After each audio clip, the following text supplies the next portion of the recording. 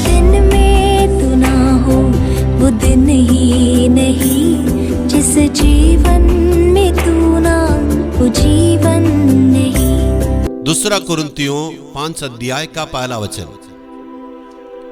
क्योंकि हम जानते हैं कि जब हमारा पृथ्वी पर का डेरा सरीखा घर गिराया जाएगा तो हमें परमेश्वर की ओर से स्वर्ग पर एक ऐसा भवन मिलेगा जो हाथों से बना हुआ घर नहीं परंतु चिरस्थायी है। यहाँ 4 प्रकार के घर के बारे में परमेश्वर कहता है। परमेश्वर के वादा के अनुसार कहने वालों को उस स्वर्गीय घर अनंत काल का उस घर मिल सकता है। इस धरती पर यदि आपको मकान बनाना है तभी जो है परमेश्वर की आशीष की जरूरत है। परमेश्वर की इच्छा के अनुसार चलने वाले ही उस स्वर्ग में जा सकते हैं।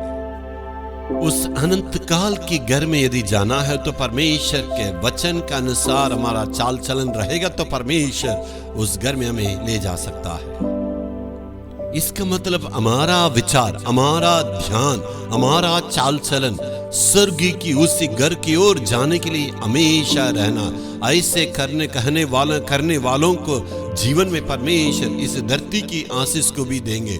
वही बुद्धिमानी पुरुष है।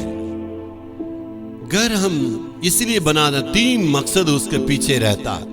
एक है हम उसमें सुरक्षित रहेंगे, एक है वहां पर हम आराम कर सकते हैं, और तीसरा है हम वहां पर संगति कर सकते हैं। ये तीनों स्वर्ग राज्य को दर्शाता है। सबसे सुरक्षित जगह कहां पर है? वो स्वर्ग है। सबसे मनभावनी या खुशी देने का जगह कहां है? वो स्वर्ग है। सबसे संगति करने का जगह कहां है? वो स्वर्ग है। इसका मतलब सारी बातें स्वर्ग में ही मिल सकता है। अविनाशी जीवन स्वर्ग में ही मिल सकता है। ये दुनिया ये सारे धरती को देखिए दुख से भरा हुआ है। शायद आपका हालात इसी प्रकार है।